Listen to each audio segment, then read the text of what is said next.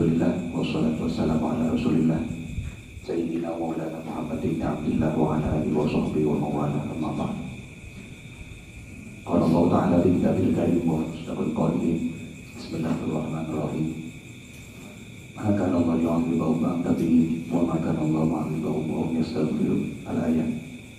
Para kiai, para jamaah sekalian dirahmati Allah Subhanahu wa taala.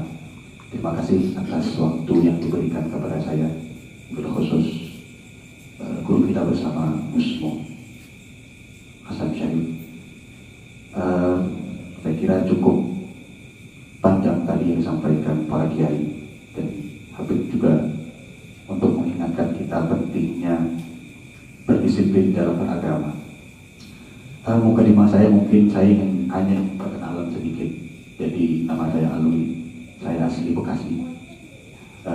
Kebetulan saya aktif di organisasi Nahdlatul Ulama dan saat ini saya berada di Ketua Takfiriyah Nahdlatul Ulama Kecamatan Sukatani. Yang ingin saya sampaikan tadi dari beberapa materi para kiai dan para hafiz, salah satu hal yang jarang sekali diingatkan oleh para guru-guru kita, kalau kita seringkali berbicara dalil kepada orang-orang yang tidak percaya dalil, mungkin agak sulit.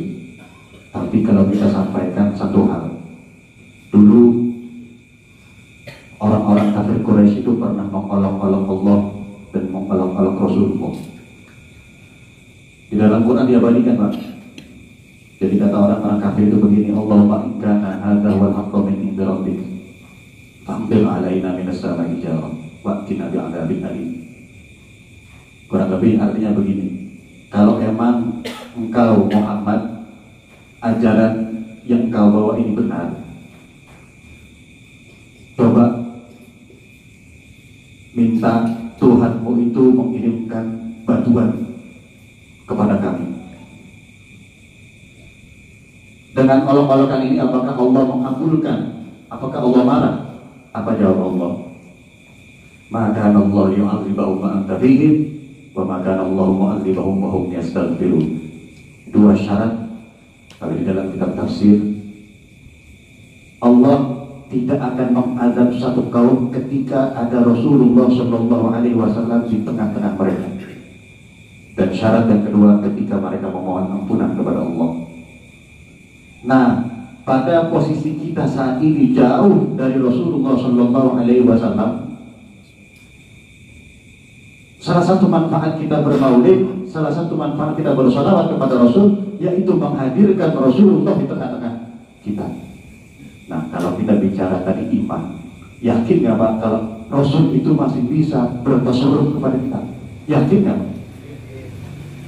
Maka dalam kitab Magharibi Madinah As-Suhah, kebetulan semalam saya lagi diskusi dengan kawan-kawan Ansor.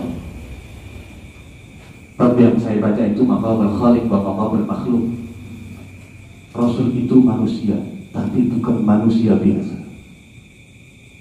Rasul itu ketika meninggal tetap hayatan thayyibatan kamilatan. Beliau bisa mendengar apa yang umatnya katakan, beliau bergembira ketika umatnya melakukan kebaikan, dan beliau memohon ampunan ketika umatnya melakukan kemaksiatan. Kurang enak apa jadi umatnya Kanjeng Nabi? Nah sekarang harusnya mereka yang tidak suka dengan kita bersolawat, tidak suka dengan kita bermaulid, harusnya berterima kasih kepada kita. Kenapa? Sebab orang-orang yang cinta bersolawat dan menghadirkan Rasul di tengah-tengah lingkungan mereka, Allah tidak menurunkan balaknya kepada mereka. Ilok lagi. Ilok dari sekian banyak ini orang, solawatnya kagak ada yang benar. Ilok. Kita harus turun. Mudah-mudahan di sekian banyak orang-orang ini ada orang-orang yang Allah Subhanahu Wa Taala rahmati, dan mudah-mudahan seluruhnya dirahmati oleh Allah Subhanahu Wa Taala. Jadi kalau kita bersolawat, Nabi jawab. Ketika kita bersolawat, Nabi hadir. Allah yang turun azab gak hadir. Maka saya punya keyakinan, Pak. Ini analisa saya pribadi, mohon maaf Pak. Saya punya kawan di Tarif, di Hadramaut, beliau lulusan Hadramaut. Saya tanya, ketika zaman perang kemarin, Hadramaut itu dibombardir kan? Ada kawan saya namanya Haji Muhammad. Kata beliau, alhamdulillah Tarim itu gak kena. Kenapa? Tarim itu dengan semua kelompok aman. Tapi keyakinan saya berbeda, Pak. Apa keyakinan saya? Karena di Tarim ahlus sholawat semua. Dan keyakinan saya Allah Subhanahu wa Ta'ala menjaga mereka dari segala mara bahaya. Dan alhamdulillah Yaman itu, Pak, setiap hari orang bawa beceng, bawa pistol itu kayak kita bawa golok.